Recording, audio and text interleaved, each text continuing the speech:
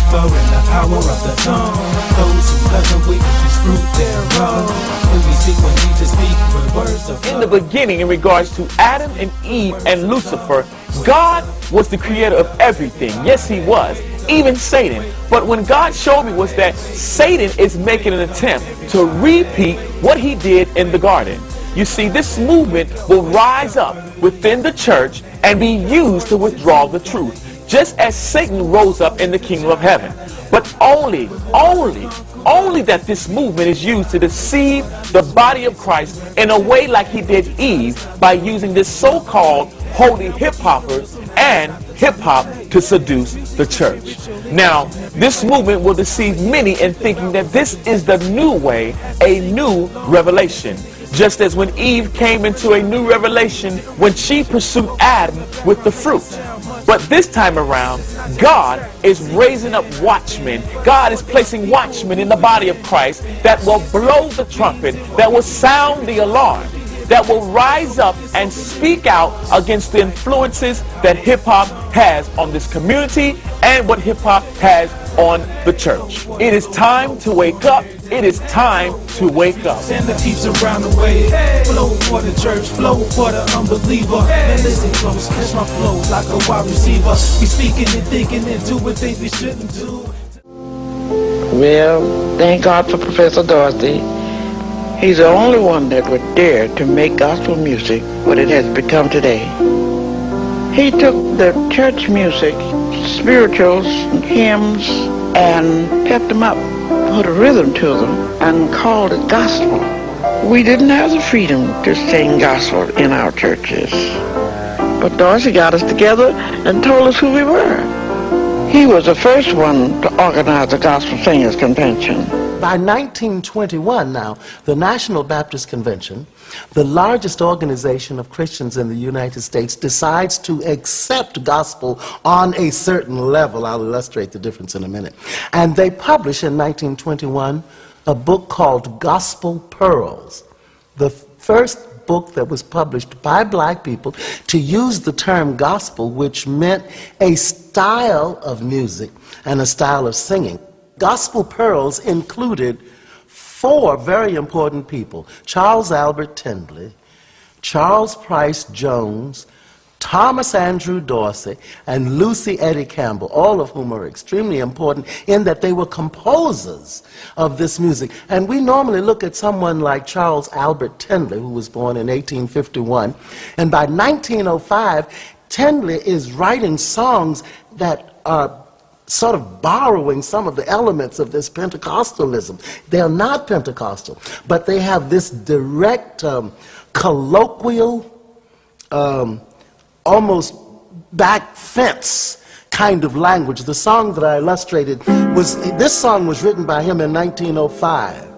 When the storms of life are raging, Lord, stand by me.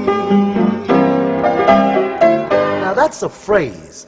When the storms of life are raging, stand by me. That's the kind of statement that the average person would make. Thomas Dorsey was basically a blues singer. He called himself Georgia Tom, and for most of the 1920s he made quite a bit of money by singing off-color blues. Then suddenly he experienced, as many people do, sort of an epiphany, a revelation. He lost a lot of money suddenly. He took that as some kind of sign, and he began to turn his considerable songwriting talents to gospel music. Influenced by his father, a pianist and composer, Dorsey was creating blues compositions by age 20, and by the 1930s had over 500 tunes under his belt, performing with Ma Rainey and others on the blues circuit. I started to work in blues because they were something that the people loved. Well, most of the people who took that were not Christian people. And I was doing all right for myself. But the voice of God whispered. We affectionately refer to him as the godfather of gospel because he sophisticated the call and response technique which came via the oral tradition from West Africa, and he introduced the so-called jazz cadences and rhythms of popular music into the gospel idiom. what he did when he created the form we know as gospel, he put the music of faith into the common idiom of the people.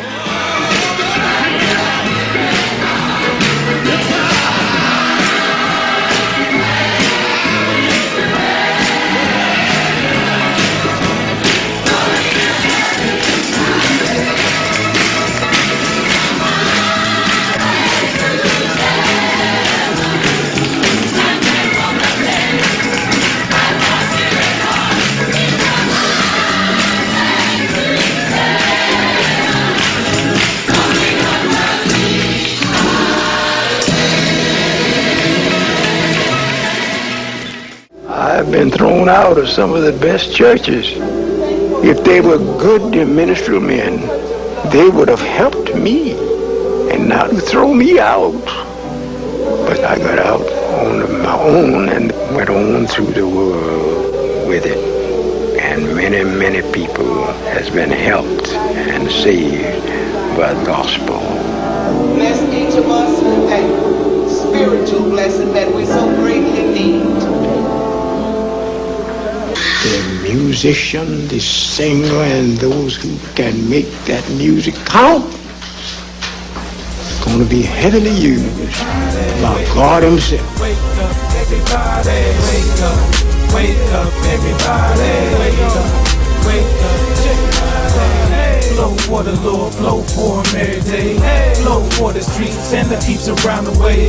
Flow for the church, flow for the unbeliever. And listen close, catch my flow like a wide receiver. We speaking and thinking and doing things we shouldn't do. Telling a bunch of lies and swear it's the honest truth. Do what we do without thinking about what it do to others. What's the majority in the world? Haters and lovers.